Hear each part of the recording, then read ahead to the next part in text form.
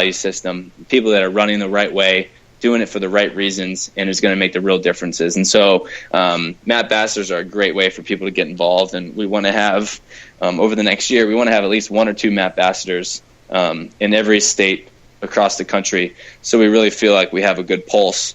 And Lexington, Kentucky is not going to have a lot of employees. Like, our employees are Americans. Our employees are concerned but optimistic citizens of this country who are looking to be a part of the solution. Yeah, and I'm going to, not so much as a plug for anyone to donate, but right now you have, there are operating costs, and it's an interesting $3 a month is the ask that you have. Yeah. And, quickly in my head, I kept thinking, when you say if everybody gave $1, like everybody, you watch literally the tens and hundreds of millions roll in when we spend, $3.75 on a cup of coffee, right? If not $6. So, what is it? Where is that in your model? What are you looking to do? Because, like you say, you're not looking to be overhead heavy. You've got your roving ambassadors, but what are you looking to do with someone who's got $1 a week or less in their pocket? Yeah, absolutely. Well, I appreciate it, and we think overall it's a long-term play. So it's Jane and I's full-time job to run and be the co-founders of the Modern American Party.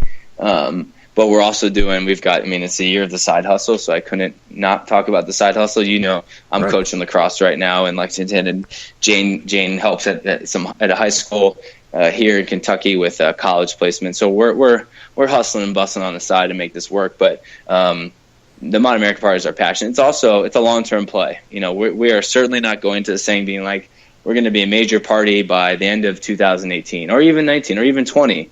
We know that it's going to take a while, and that Americans they like controlled change, not necessarily big-time change very quickly, as we've seen, for better or for worse, over the past few years. And so the $3 is saying, hey, everyone can give, for the most part, $3, and it's a month.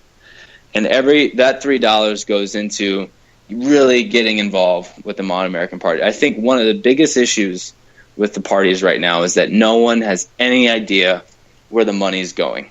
Because quite frankly, where is it going?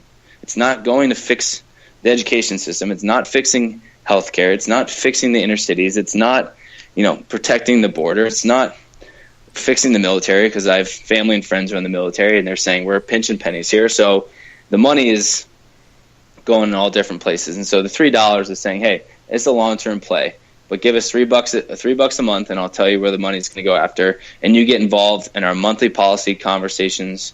You get to come to our bi-yearly events for free. You get to be a part of what we're doing. You get to find out candidates in your area and get involved.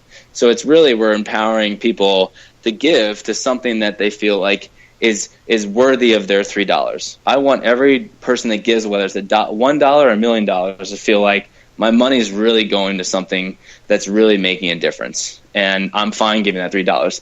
There's a million bajillion things to subscribe to and to give money to nowadays. We get that. I mean, it's a very saturated market in terms of raising money for anything, let alone politics, because now everyone's forming their own nonprofit, their own group, their own this or that. And so we're saying, let's start small.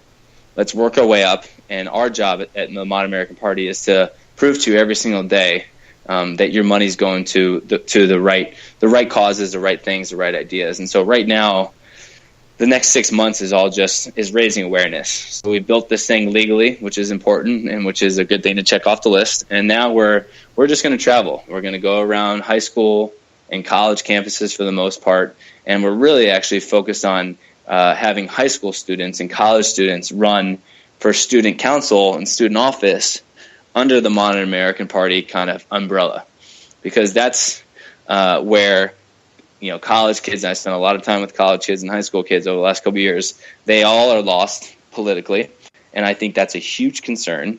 And I think they're all looking for a new party that supports them and is focused on the right things. And so if anyone listening has a college or a high school that this would be an interesting conversation for, I'd love to connect. And I promise you, we don't we don't walk in and barge down the door and say, you've got to support MAP, but politics.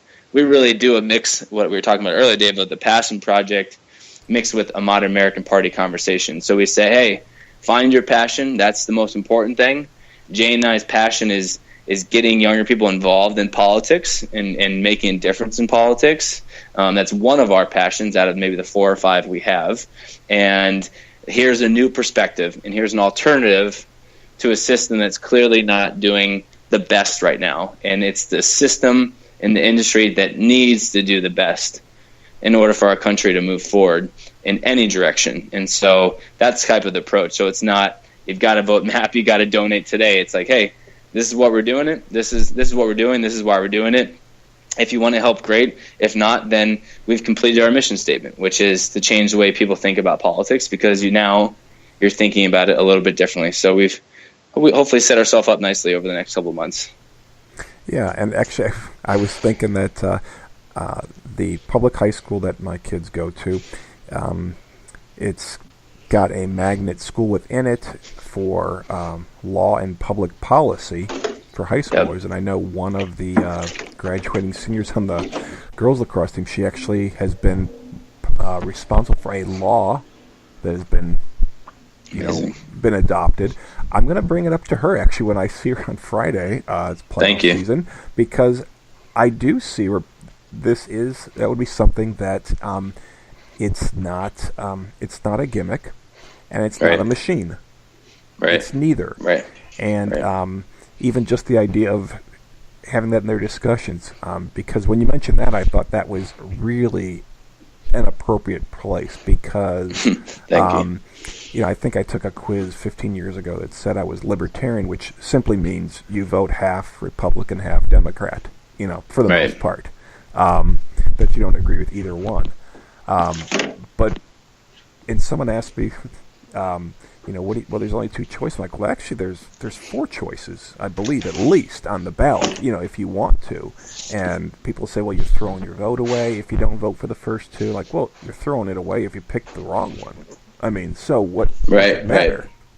But this is, I think, a way to, again, open up at the right level, because the 16 to 18-year-olds are just around the corner from voting, and they really hate this stuff.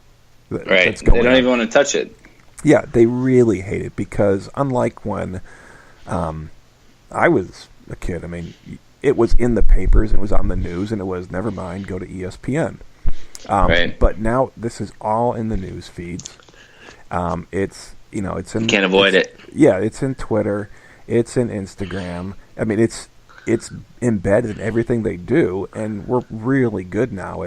They just get more and more. The stories get more and more ridiculous. In fact, my kids are hooked right now on Parks and Rec old episodes. But part of the joke in that is there is a local politician that when they talk about his scandals, they're just, you couldn't, I mean, it is comedy, yet part of it is like, yeah, that's actually not that far-fetched, that could actually happen. And my kids all get it, between, they're 13 to 20 years old, and they get every one of those, insinuations that is what's happening too often in the political world. So I think that's very cool. Now, boy, I told you this would happen. We're down to our last 6 minutes here. But wow. I'd like to kind of circle back, get a little closure on. Now, again, we've been talking about, the right choices, doing things for everyone.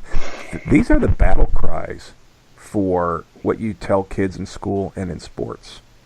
Right. So, but it has gotten warped. I mean, there is a bizarre sense of cannibalistic competition in as far as getting grades, as in even on the same team, who's the shooter, who gets, and things like that. What if you had to pick an area? Would it be sports or school that you think is the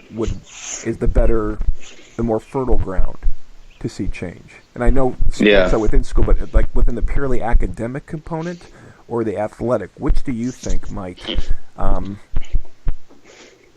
be the best place to see change? Because again, right. that is where we are literally walking the walk.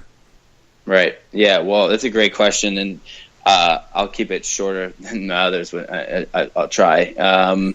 I think it's neither of the ones you mentioned. It's a concept that I think people are realizing now needs to be addressed, and hopefully is being addressed. And I think it's the family unit as a whole. Uh-huh. And I think when I look at the family unit, I say that, at least for me, the three most important groups of people I have had in my life are my parents, my family-ish in one section, my coaches in another. I mean, my coaches have been everything, and it's not just lacrosse coaches. It's my drama coaches and my singing coaches and acting coaches when I used to be younger, and just people that are there to coach you outside of your family. And then teachers. Teachers are that's you spend more time with your teachers probably growing up than you do, sometimes with your parents, especially during the school year. And I think if you looked, parents, the family unit, the divorce rates, everything going on, I think that's skyrocketing. That's difficult. It's never been harder to be a parent because it's so expensive to be a parent right now. And there's so many distractions that you and I have talked about out there that makes it difficult. So parents need more help, I think, than ever before to raise more kids than we've ever had ever before, doing more than we've ever made them do ever before. Right? So, and when you look over at teachers, and we're here in Kentucky, and I agree a lot with what teachers are doing across the country. It's just a difficult time. Teachers are walking out on their kids in the classroom and saying, I can't teach you anymore because I'm being failed by my quote-unquote bosses, which is the government. And then when you look at coaches, I think people, and I'm coaching now, and it's my favorite thing, one of my favorite things ever, but we'll get better at coaching. But I think, coaches are, in some regards, the most overpaid people ever, and then in majority of regards, the most under-supported financially people ever. I mean, try to coach Division 1, 2, or 3 at lacrosse right now in this country, not easy. It's not easy. Try to coach a high school lacrosse team and try to make a living, not easy, because it's a lot of time and energy that's got to go into these things to do it the right way. And I think we're failing our teachers and we're failing our coaches. And I think that ultimately leads to making it much harder to run a successful family. And so maybe I'll just leave it at that I think the teachers and the parents and the coaches, that trifecta right there, and I'm sure in everyone's world there's maybe one or two that can switch with me, but in my world those are three. I think we're not doing a great job empowering those individuals to be the best versions of themselves to help other people achieve their dreams of life. And I think that's what parents are supposed to do, coaches are supposed to do, and teachers are supposed to do, saying, here's how I did it, here's how others did it, and let me know how I can help you do it, which is, be successful in life. And so I think if we can focus on just empowering those individuals and supporting coaches and teachers, I think that will lead into supporting families. And I think will definitely be a foot in the right direction. Yeah, I couldn't agree more. And as a parent, we do need help. And the help we need, to be honest, is stop offering more programs to help our kids sometimes, which is the ones we have, like you say, how about helping the people in those programs that they're already going to, that I don't have to drive to, that I don't have to coordinate and this and that, those basic units of the coach and the teacher, please support them. That's what we really need as parents, so that, what I'm doing around my house is building off of, some new awareness and confidence you've given my kid during the day. And then when I send them back to you, after a long weekend, that, you don't undo any of the things, You need to trust. You need to trust them. And right now, as a nation, we lack a lot of trust in people. And so you want to feel like I can drop off my kid, whether it's at school or at practice, and that person is a good person, one, and two, is there for the right reasons, and three, if it is super expensive, it better be the best dang, lacrosse lesson or tutoring lesson or school environment ever, because your parents are spending a lot of money. And my dad, had three boys that all went through lacrosse. I get it. Spending a lot of money on a lot of things, and that's what goes back to our conversation earlier. Everything's turned into a business, and that doesn't necessarily mean it's running successfully just because it's making money. It could be taking money from a lot of people who don't have as much money to give, and all they want to give money on is for their kids, because it's so competitive now to get in colleges that sports are huge right now because, you get a scholarship to play sports is a big deal, but also schools